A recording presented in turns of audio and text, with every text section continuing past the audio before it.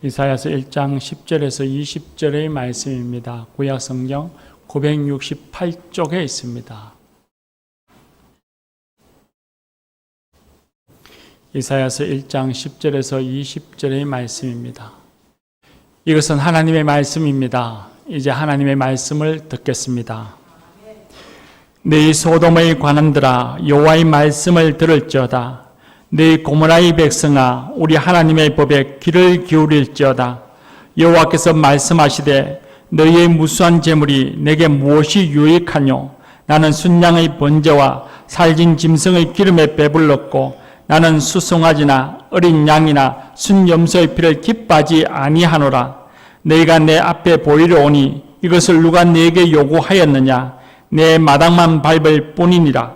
헛된 재물을 다시 가져오지 말라. 분향은 내가 가정히 여기는 바요. 월삭과 안식일과 대회로 모이는 것도 그러하니 성회와 아울러 악을 행하는 것을 내가 견디지 못하겠노라. 내 마음이 너희의 월삭과 정한 절기를 싫어하나니 그것이 내게 무거운 짐이라. 내가 지기에 곤비하였느니라. 너희가 손을 펼 때에 내가 내 눈을 너희에게서 가리고 너희가 많이 기도할지라도 내가 듣지 아니하리니 이는 너희의 손에 피가 가득함이라. 너희는 스스로 씻으며 스스로 깨끗하게 하여 내 목전에서 너희 악한 행실을 버리며 행악을 그치고 선행을 배우며 정의를 구하며 학대받는 자를 도와주며 고아를 위하여 신원하며 과부를 위하여 변호하라 하셨느니라. 여호와께서 말씀하시되 오라, 우리가 서로 변론하자. 너희의 죄가 주홍 같을지라도 눈과 같이 희어질 것이요 진홍같이 붉을지라도 양털같이 희게 되리라. 너희가 즐겨 순종하면 땅의 아름다운 소산을 먹을 것이요 너희가 거절하여 배반하면 칼에 삼켜지리라. 여호와의 입의 말씀이니라. 아멘. 이 말씀으로 은혜 주실 줄 믿습니다. 데일라 중 장단 찬양하겠습니다.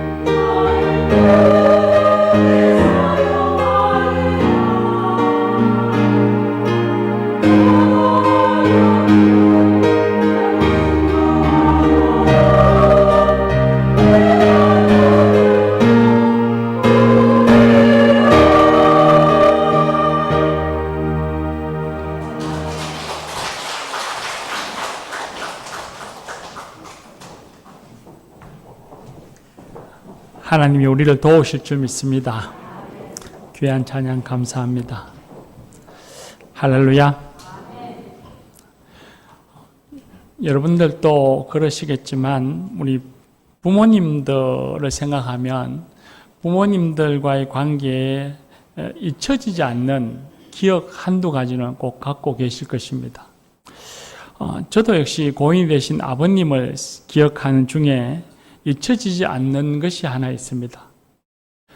연년생인 우리 아이들이 아마 4-5쯤 되어졌던 그 해였던 것입니다. 지금처럼 이런 더운 여름에 휴가 때에 아이들을 데리고 부모님 댁에 갔습니다. 아이들이랑 마당에서 물놀이 하면서 정말 재미있게 놀았습니다. 그런데 그 모습을 웃으시며 보시던 아버님이 제게 매우 미안한 표정을 지으시면서 말씀하시기를 이렇게 하는 것인 줄 알았으면 좋았을 텐데 그런 말씀을 하셨습니다. 그 말씀을 하실 때 금방 그 말씀이 무엇을 의미하는지 저는 알았습니다. 저희 아버님은 매우 엄하셨습니다. 성실하시고 책임감이 매우 강한 분이셨지만 자녀들에게는 그렇게 다정다감하게 대하시는 분은 아니었습니다. 그런데 제가 아이들하고 놀면서 아이들이 또 깔깔거리고 웃고 그런 즐거워하는 모습이 너무 좋아 보이셨던지 제게 미안해 하셨고 그렇게 살지 못하셨던 것을 후회하시는 듯 했습니다. 그래서 제가 아버님께 말씀을 드렸죠. 아버님, 그때는 몰랐잖아요. 그러면서 위로를 합시고 말씀을 드린 적이 있습니다. 저희 아버님이 사셨던 세상은 바로 그런 세상이었습니다. 자녀들을 사랑하셨지만 자녀들과 함께 놀아야 하는 것인 줄도 몰랐고 자녀들의 말에 귀를 기울이는 것이 부모의 역할이라고 하는 것도 몰랐습니다. 그런 것을 배운 적도 없었고 그런 것을 본 적도 없었기 때문에 그렇게 사셨던 것이죠. 배운 것이라고는 자식은 훈육해야 하는 것으로만 배웠고 보셨던 것입니다.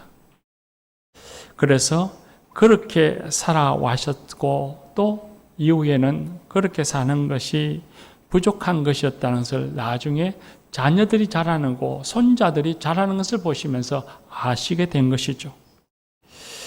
그런데 그 광경을 보신 이후부터는 아버님은 조금 변하셨습니다. 손자들에게 뿐만 아니라 자녀되는 저희들에게도 사랑한다는 말씀을 자주 많이 하셨고 그리고 매번 만나고 헤어질 때마다 저희들을 품에 안으시면서 허깅도 해 주셨습니다. 교우 여러분, 이것이 제 아버님만의 선친만의 이야기는 아닙니다. 사람은 자신의 배움과 경험의 벽을 잘 뛰어넘어서 살아가는 것이 쉽지 않습니다. 어릴 적에 보고 배운 것, 살면서 경험한 것, 우리는 그 한계 안에서 살아갑니다. 그 세계, 그 벽을 넘지 못해서 생각이나 삶이 잘 변화되어지지 않습니다. 세상은 변화되어지고 주변의 사람들은 변화되어지는데 자신은 여전히 어릴 적에 배웠던 것, 자신이 살아오면서 경험했던 것, 거기에 갇혀 있고 거기에 머물러 살아가려고 합니다. 그것이 훨씬 더 편하기 때문이죠. 그러다 보니 자신이 항상 옳다고 생각합니다. 세상의 변화는 자기와 다르다고 생각하고 잘못됐다고 생각하고 자신은 늘 옳다고 생각하는 그런 경향성을 갖게 되어지는 것입니다.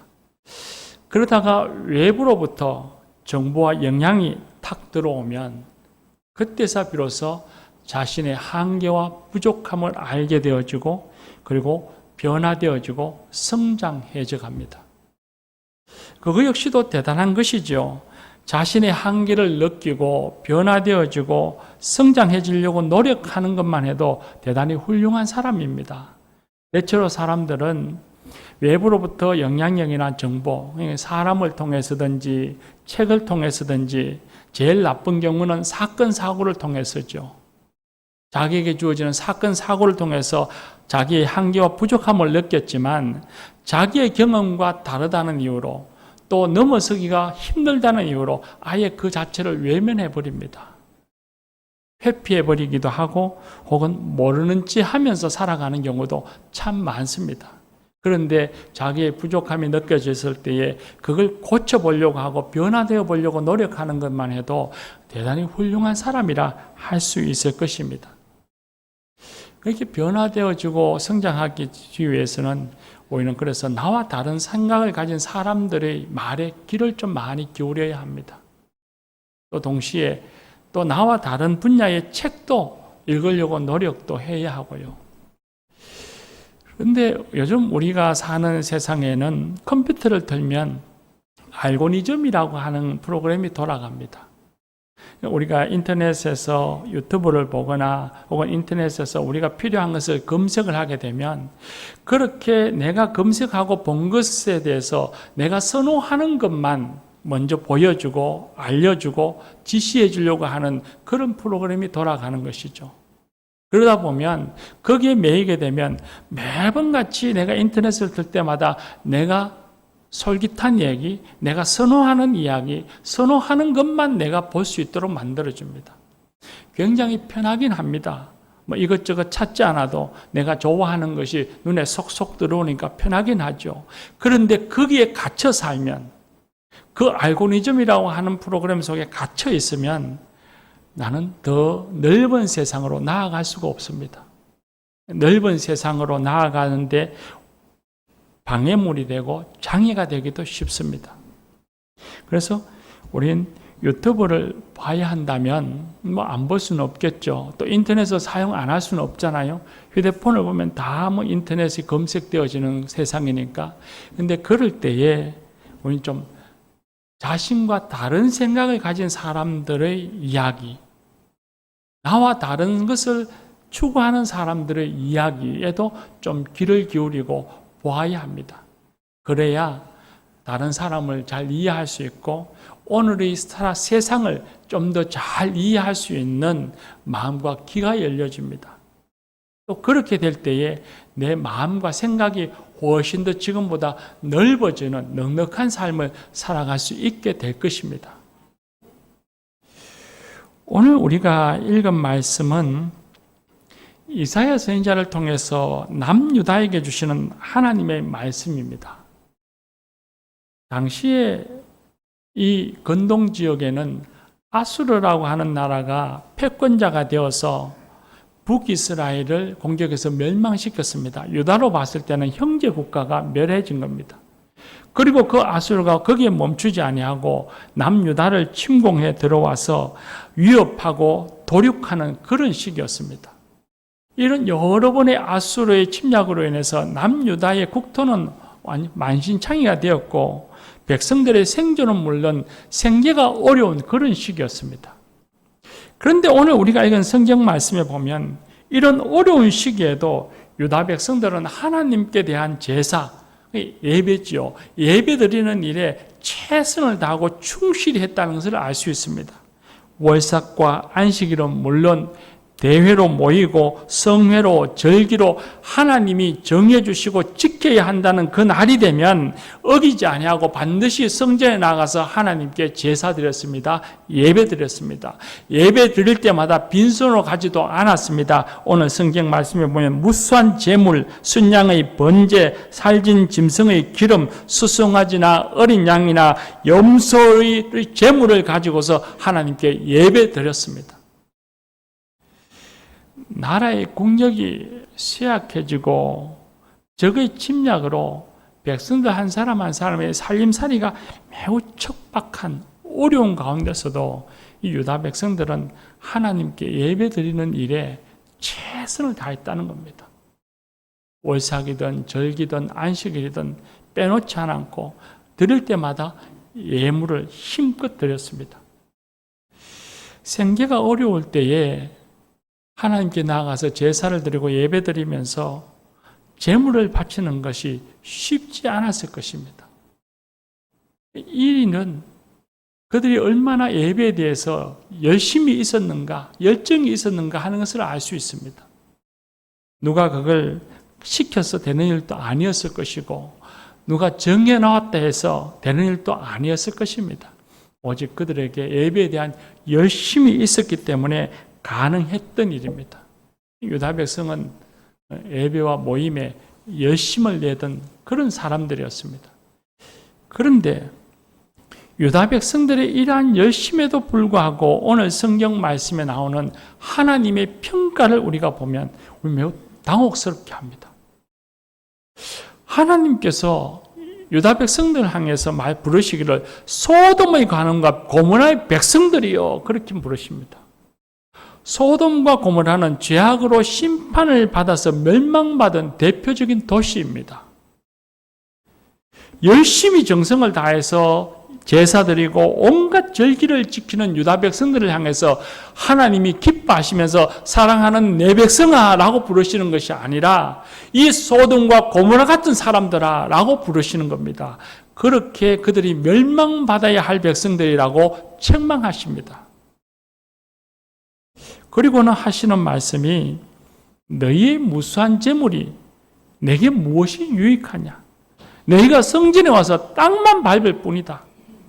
너희의 외삭과 정한 절기가 내게 기쁨이 아니라 오히려 내게 무거운 짐이다. 그러시면서 분노하십니다. 정성껏 열심을 다해서 어려운 삶 속에도 제물을 드려와서 예배를 드리면 하나님이 기뻐하셔야 할 것 같은데 기뻐하시지 않고 오히려 유다 백성들을 책망하십니다. 그 이유를 말씀해 주십니다. 16절 이하에 보면 이 유다 백성들은 하나님의 말씀에 따라서 일상생활 속에서 선행을 행하고 어려운 이웃을 도와주고 정의를 행해야 하는데 그러질 않았습니다. 하나님의 뜻과는 반대로 악행하고 어려운 이웃을 착취하고 억압했는데 그 악행이 얼마나 심각했던지 15절 말씀에 보면 하나님이 너희 손에 피가 가득하다 말씀하십니다. 그냥 남을 무시하고 차별하는 정도가 아니라 아예 그를 향해서 폭력을 휘두르고 그들을 죽이기까지 했다는 것이죠. 그만큼 그들의 악행이 심각했다는 것입니다. 이로 보건대 이 당시의 유다 백성들은 예배는 열심이었지만 일상의 생활 속에서는 하나님과의 뜻과는 달리 자신들의 이익을 위해서 온갖 범죄, 악행을 행하며 살아가는 윗선적인 사람들, 윗선적인 신앙인이었다는 것을 알 수 있습니다. 하나님께서는 이런 유다 백성들의 윗선에 분노하신 것입니다. 그래서 15절 말씀에 말씀하시기를 너희가 손을 펼 때에 너희가 내게 와서 제물을 드리고 도와달라고 손을 펼 때에 내가 내 눈을 가리웠고 많이 기도할지라도 내가 귀를 막고 내가 듣지 아니하겠다. 그렇게 말씀하십니다. 엄청난 말씀이죠. 그런데 이 말씀을 묵상하며 이런 생각도 해봅니다. 유다 백성들은 자신들이 형식적인 신앙만 남아있는 종교적 윗선으로 가득 차 있는 어리석고 악한 사람들이었다는 것을 그들은 알고 있었을까요? 하나님이 그들을 향해서 이사야 선지자의 말씀이 있기 전에 하나님이 자신들을 향해서 책망하시고 자신들의 그 윗선적인 신앙의 모습, 삶의 모습을 보고 분노하신다는 것을 알고 있었을까요? 그들은 몰랐을 겁니다.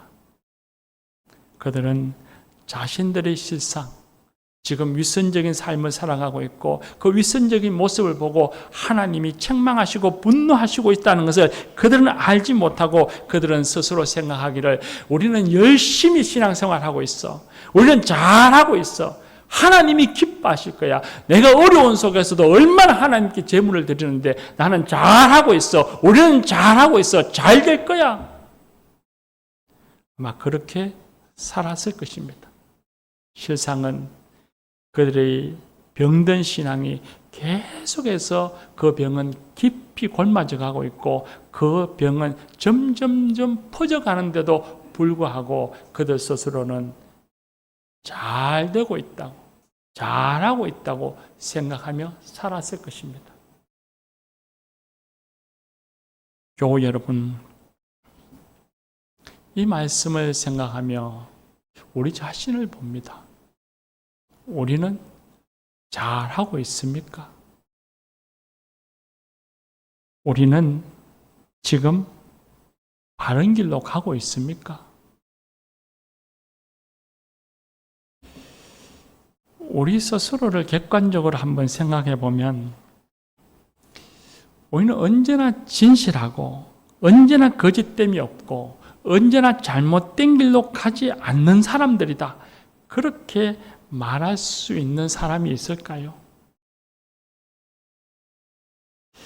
나는 시간이 흘러도, 나는 삶의 자리가 바뀌어도, 지금은 평안하지만 나중에 내가 공부한다 할지라도 삶의 자리가 바뀌어도 나는 절대로 형식주의에 빠지지 아니하고 유다 사람처럼 그렇게 무지하고 어리석은 자리에 있지 아니하고 나는 한결같이 하나님을 사랑하고 이웃을 사랑하며 하나님을 모시고 살아가는 진실한 사람이야 라고 말할 수 있는 사람이 과연 있을까요?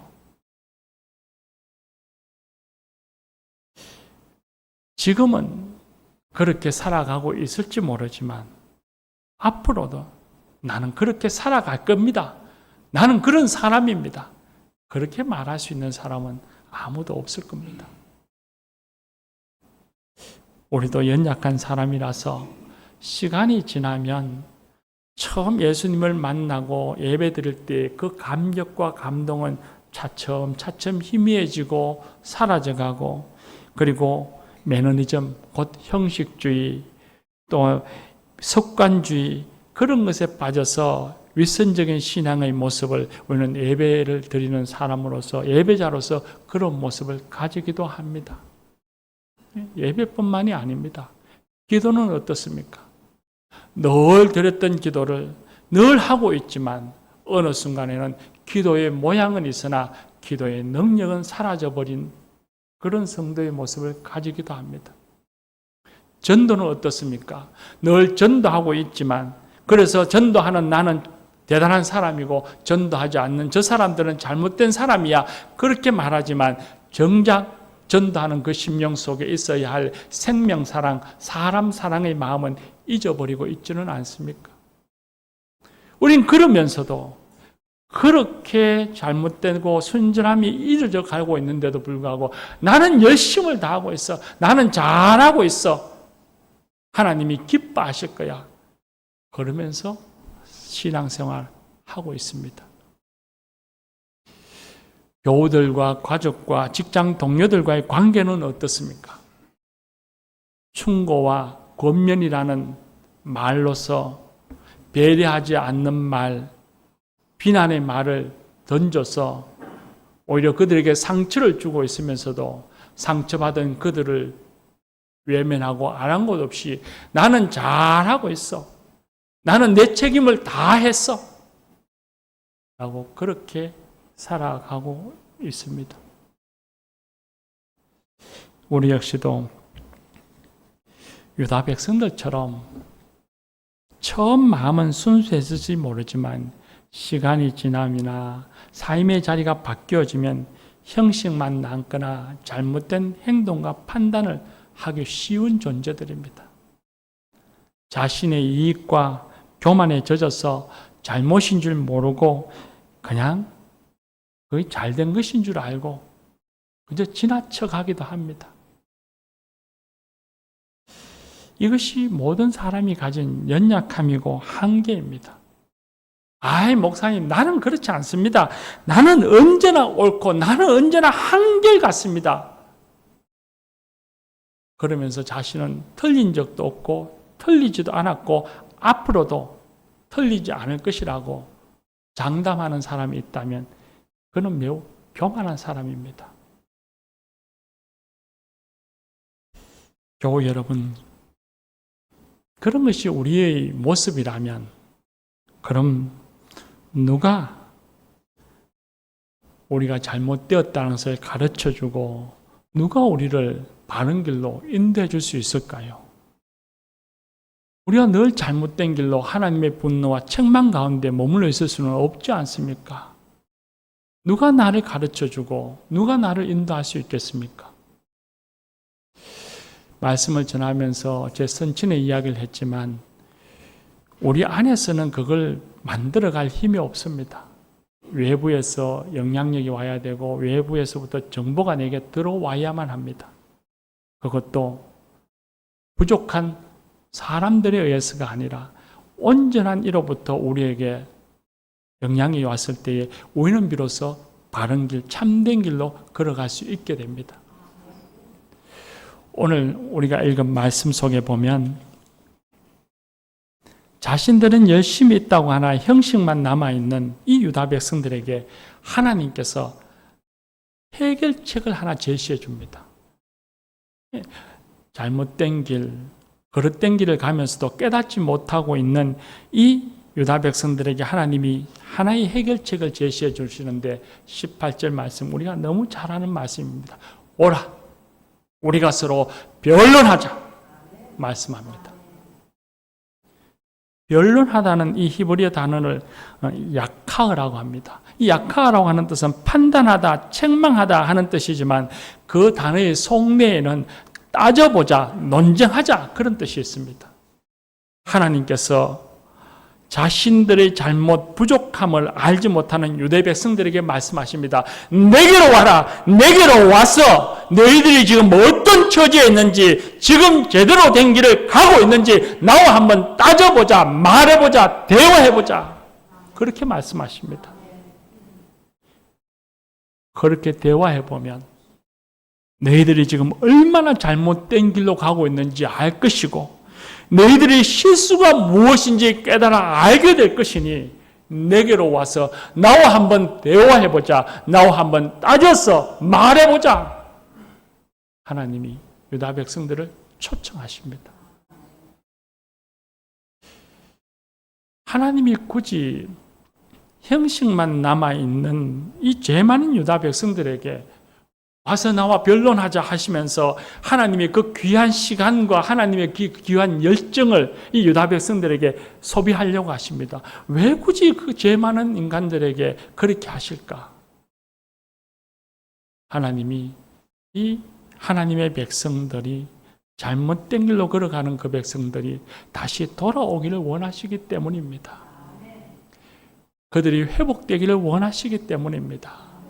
그들이 변화되기를 원하시고 그들이 성장하고 성숙하시기를 원하시기 때문에 하나님의 시간과 하나님의 열심을 내어서라도 오라, 나와 한번 대화해보자 라고 말씀하시는 것입니다. 한마디로 말하면 하나님이 그들을 사랑하시기 때문입니다. 교우 여러분, 우리를 향하신 하나님의 마음도 마찬가지입니다. 우리를 사랑하시기 때문에 시간이 지나면 왜곡되어지고 삶의 자리가 바뀌면 그릇된 길로 걸어가는 그런 우리의 이 연약한 한계의 모습들을 보시면서도 늘 반복되어져 가는 그런 모습을 보시면서도 우리를 포기하지 아니하시고 우리에게 말씀하십니다. 아무개야 오라, 나와 변론해보자. 아무개야 오너라, 나와 한번 대화해보자.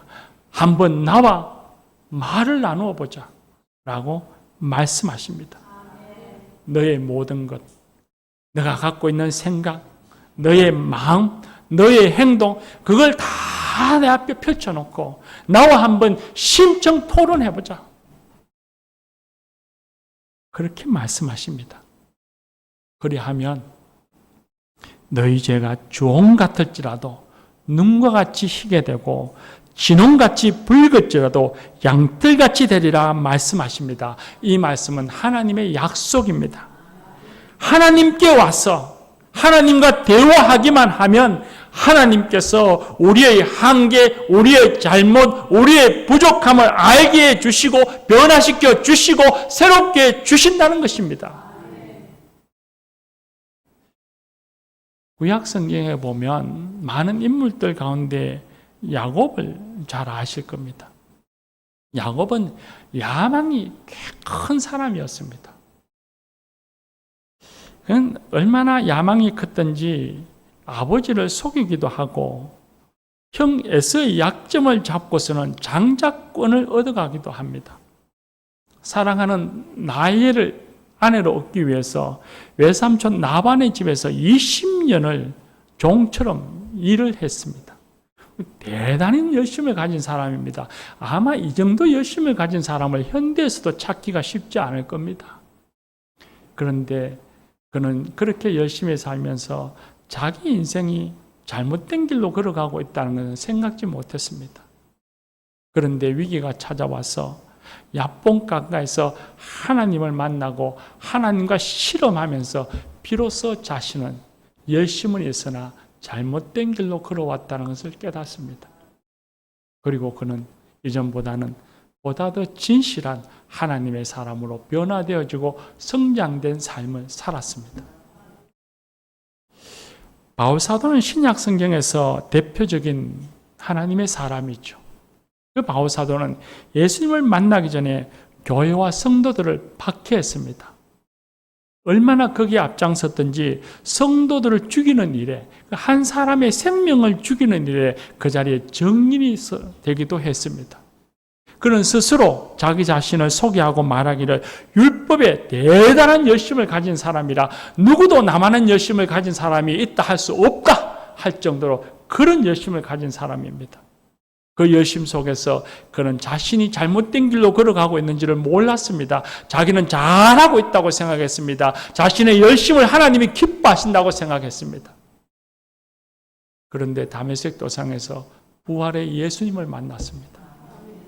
부활의 예수님을 만나고서 그 만남을 통해서 자신이 잘하고 있다고 했던 일이 얼마나 잘못된 일인지를 깨닫습니다. 자신이 인생길에 잘못 가고 있다는 것을 깨닫게 되었고, 그리고 그 이후로 그는 바른 길, 생명의 길로 나아갑니다.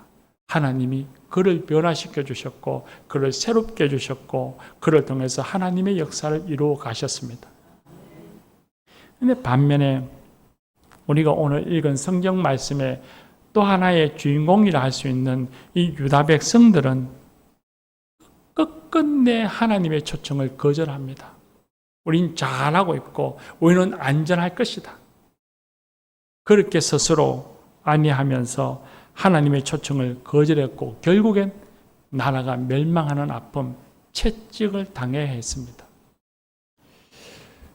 구약 성경에 나오는 사울 왕을 우리는 잘 압니다. 그는 자신이 잘못된 길을 가고 있다는 것을 어렴풋이 알았습니다. 그럼에도 불구하고 그는 하나님을 만나기를 거부하고 오히려 점치는 여인을 찾아갔습니다. 그리고 성경 말씀에 보면 그가 말년에 얼마나 불행했는지를 성경은 우리에게 알려주십니다. 교국 여러분, 하나님을 만나야 합니다. 하나님은 언제나 우리를 향해서 두 팔 벌려 초청합니다. 오라, 나와 더불어 나와 함께 변론하자. 나와 함께 대화하자 라고 말씀하십니다. 우리가 지금은 잘하고 있을지라도 내일 우리는 잘못된 길로 형식주의적인 신앙, 윗선적인 신앙, 거릇된 신앙 속에 빠져들어갈 수 있으니 오늘도 하나님과 만나야 합니다. 항상 하나님을 만나야 합니다. 하나님께 가서 하나님과 대화해야 합니다. 하나님과 만나기 위해서 하나님의 말씀 속으로 들어가야 합니다. 하나님의 뜻이 새겨져 있는 이 성경 말씀으로 들어가야 합니다. 이 말씀으로 들어가서 하나님과 변론해야 합니다. 대화해야 합니다. 하나님, 나 요즘 잘하고 있죠? 아무개야, 잘하고 있지만 내가 좀 더 복음의 증인으로 살아야 되지 않겠느냐? 하나님, 제가 요즘은 정직하게, 훌륭하게 잘하고 있죠. 아무개야, 너희 중심에 과연 너희 마음속에 내가 있는지 너가 더 잘 알고 있지 않느냐? 말씀하십니다. 하나님, 제가 지금 잘하고 있지 않습니까? 내가 옳은 것 아닙니까? 라고 말씀하며 하나님 말씀에 나아가면 하나님이 말씀하십니다. 너가 부족하다는 것, 너가 지금 잘못되고 있다는 것을 너가 더 잘 알고 있지 않느냐 말씀하십니다. 하나님, 세상 살기가 왜 이렇게 힘듭니까? 라고 말하면 하나님이 말씀하십니다. 섬김을 받기보다 섬기는 자가 되어라 말씀하십니다. 사랑하는 교우 여러분, 한 번 하나님의 말씀을 듣는다고, 한 번 은혜를 받는다고 끝이 나는 것이 아닙니다. 우리는 언제든지 잘못된 길로 걸어갈 수 있는 연약한 존재들입니다. 그런 한계를 가진 사람들입니다. 그러니 매일 매순간 하나님을 만나야 합니다. 하나님의 말씀을 읽고 듣고 그 말씀을 생각하며 곱씹으며 살아가야 합니다. 그렇게 말씀이 내 마음속에, 내 삶 속에 자리 잡고 머물러서 나와 대화할 때에, 그때에 우리는 내 잘못도 알게 되어지고 돌아갈 수 있는 힘도 생기고 변화되어지고 성장해져 가고 하나님이 기뻐하시는 하나님의 사람이 될 것입니다. 교우 여러분, 이제 선택은 우리에게 달렸습니다. 하나님은 두 팔 벌려 오라, 우리가 서로 변론하자, 대화하자 언제나 부르고 계십니다. 이 부름에 응답해서 하나님께 나아가면, 하나님의 말씀으로 나아가면 우리의 삶은 변화되어질 것이고 올바른 길로 걸어가게 될 것이고 하나님 주시는 아름다운 소산을 먹게 될 것입니다. 기도합시다.